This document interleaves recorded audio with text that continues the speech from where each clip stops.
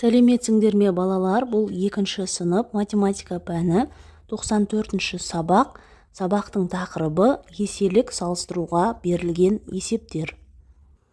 Бірінші тапсырма. Сурет бойынша сұрақтарға жауап бер. Үшбұрыштар нешеу? Шаршылар ше? Суретке қараймыз. Бізге 2 үшбұрыш, 6 шаршы берілген. Келесі, шаршылар үшбұрыштарға қарағанда неше есе артық? Оны анықтау үшін 6-ны 2-ге бөлеміз, 3 болады, демек 3 есе артық. Келесі, үшбұрыштар шаршыларға қарағанда неше есе кем?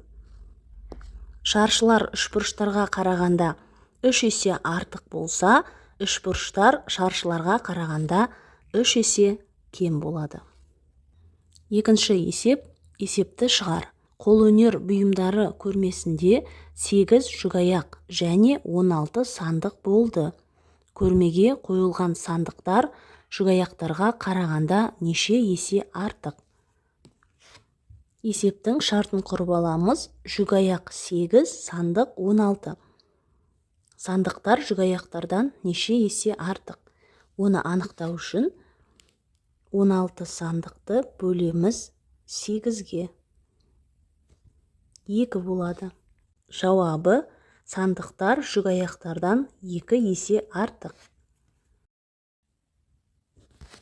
Балалар, ережені есте сақтаңдар. Бір санның екінші саннан неше есе артық немесе неше есе кем екенін білу үшін үлкен санды кіші санға бөлу қажет. Үшінші тапсырма. А нұсқасы. 45 саны 9-дан неше есе артық? Оны анықтау үшін үлкенін кішісіне бөлеміз. 45-ті бөлеміз 9-ға, тең 5. Жауабы 5 есе артық.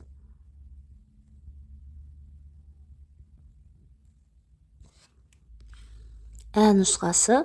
7 саны 28-ден неше есе кем?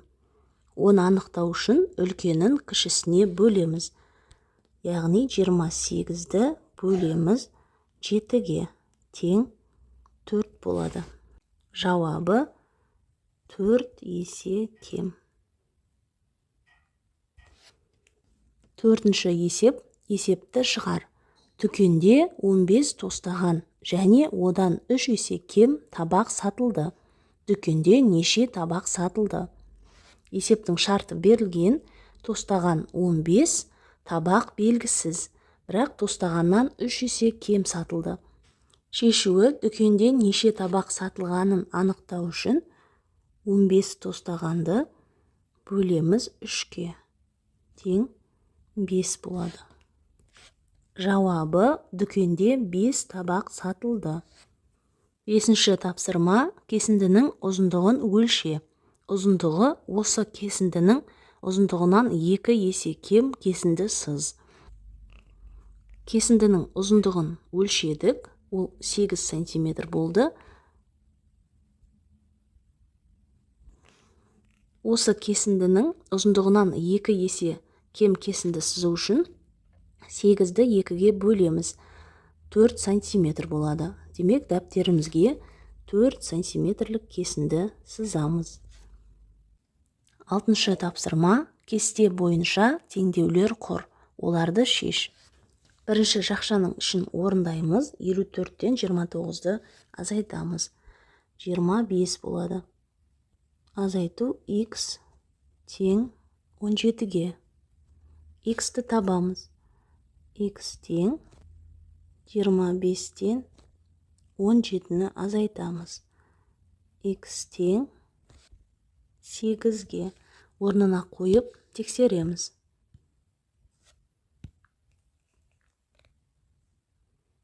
Елу 4 азайту 29 азайту 8 тең 17.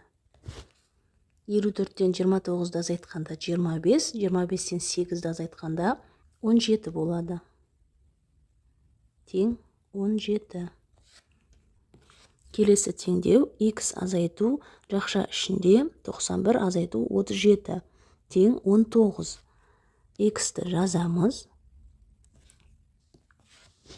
91-ден 37-ні азайтамыз.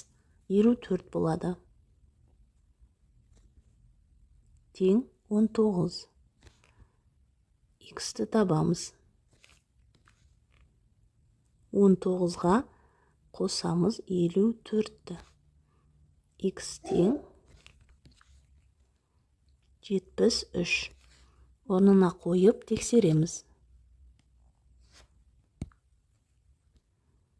73 азайту 91 азайту 37 тең 19.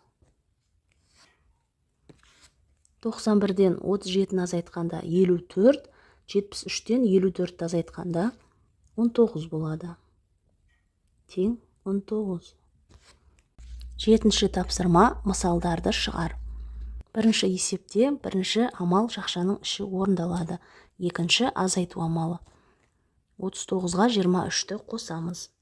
62 болады. Азайту 59. 68-ден 59-ді азайтқанда 3 болады. Келесі есепте бірінші бөлу амалы, екінші көбейту амалы орындалады. 27-ні 3-ке бөлеміз 9, көбейту 4, 9-ды 4-ке көбейткенде 36 болады.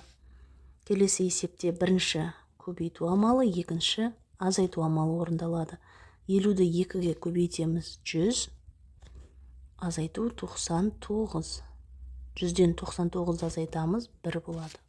8-ші есеп, есепті шығар. Дүкенде 6 ожау және 18 табақ сатылды.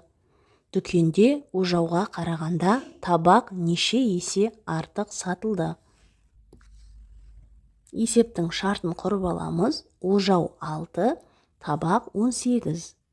Табақ ожауға қарағанда неше есе артық.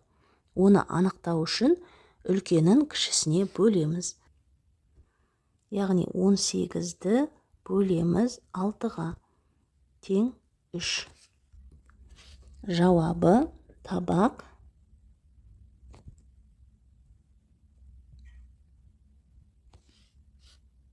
3 есе артық сатылды.